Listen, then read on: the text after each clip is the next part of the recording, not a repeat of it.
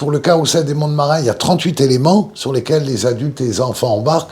Et chaque fois qu'ils étaient construits, ils allaient dans la galerie pour se faire tester par le public. On n'est pas un parc d'attractions qui est fermé, clos, où il y a les hôtels, les restaurants, on ne peut pas sortir. Nous, on est ouvert et la plus belle attraction, c'est l'éléphant. Il est donné librement au vu du public qui peut le suivre. Les gens ne payent pas, c'est gratuit, on paye que quand on rentre à l'intérieur. C'est l'atelier de la compagnie La Machine.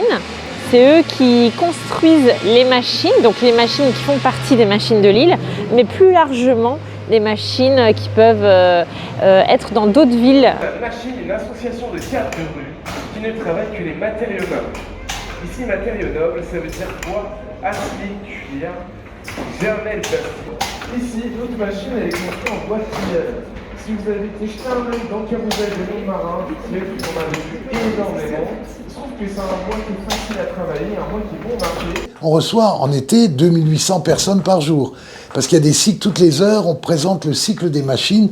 Et il y a en permanence 7 ou 8 machinistes qui ont chacun leur personnalité différente. C'est une muséographie qui n'existe nulle part ailleurs. On fait monter du public dans son abdomen et eux, ils vont réaliser des effets spéciaux, ce qui va permettre de bouger sa tête, bouger ses crocs à l'avant, etc.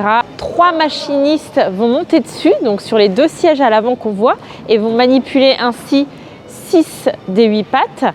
Et il y en a un qui va rentrer dans l'abdomen et qui va manipuler les 2 pattes arrière. Pour pouvoir faire une araignée.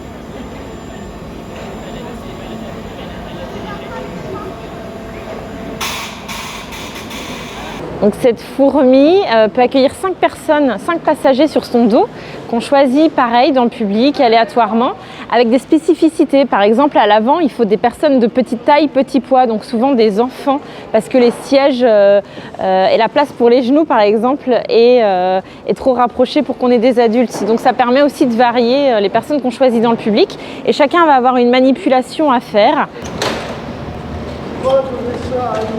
Le cheval va actionner par exemple les 2 pattes avant. Attention, la partie la plus dangereuse de toute cette course. Et c'est parti pour notre pilote. On me dit dans l'oreillette que le trafic est assez dense aujourd'hui. Il va falloir s'allumer entre les belugas et les pigeons bretons. Et oui, messieurs, dames, si vous avez un voisin qui s'amuse à tomber la boule un dimanche matin alors qu'il vit en appartement, vous achetez 2 messages, vous y rajoutez une poignée, votre vengeance est assurée. Il va falloir stabiliser ton appareil. On stabilise. Et donc ils vont manipuler aussi ça, et donc ça va participer à la mise en mouvement de l'animal pendant tout son vol.